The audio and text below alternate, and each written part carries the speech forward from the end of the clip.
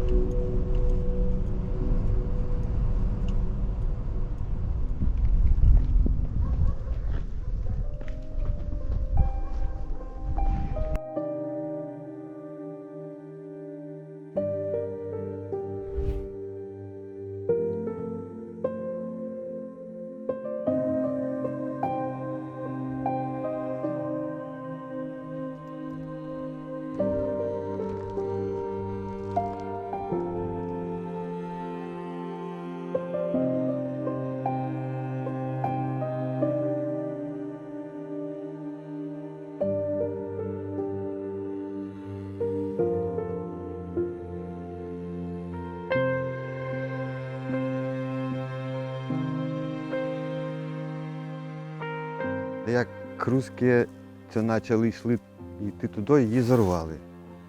Зорвали шлюзи і оце вода з моря пішла сюди. Ну, бо в морі вищий рівень був. Пішла сюди. Поки вона не вирівнялась. А тоді, як уже перелізли через заборорки, провірили машини, провірили хазяйство, сараї, Заходили, да, домой? заходили до нас орки. У хату до нас вони не зайшли.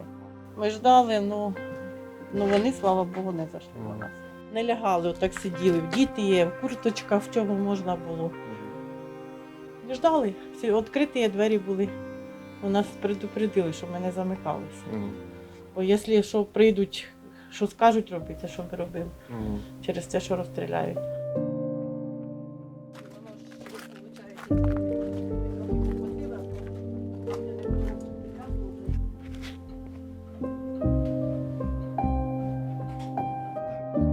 Наші вулиці тільки туди далі, воно там якось нижче. Ми нікуди з двора не виходили, сиділи тут все время. Не одного магазину не було.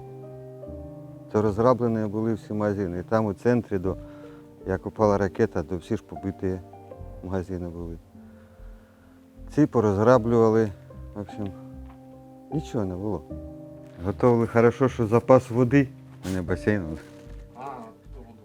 Ну таке, мить щось, умиватися, виручив. А так без світу, де воду брати? Та й готовий, дай варити. Світ виключили десь через пару днів, 24-го, десь 25-го, 26-го, так.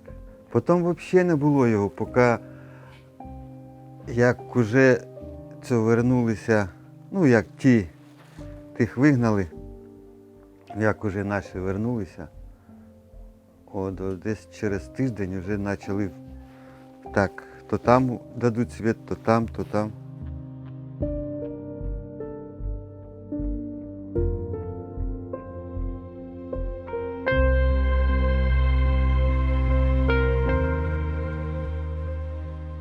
Ми викачували 18 разів, поки виловили картошку. 18 разів. А потім вода все одно підіймалася. До вода була ось до цього дерева. Це вже скачували, трохи скачали, але ж все одно. Куди ти полізла? Ану вилізь! Герда! Я тобі дам. Так то я тут, а вершок, вони з другом. А він теж вже цього пожилий. Він у Києві живе, а це наче дача.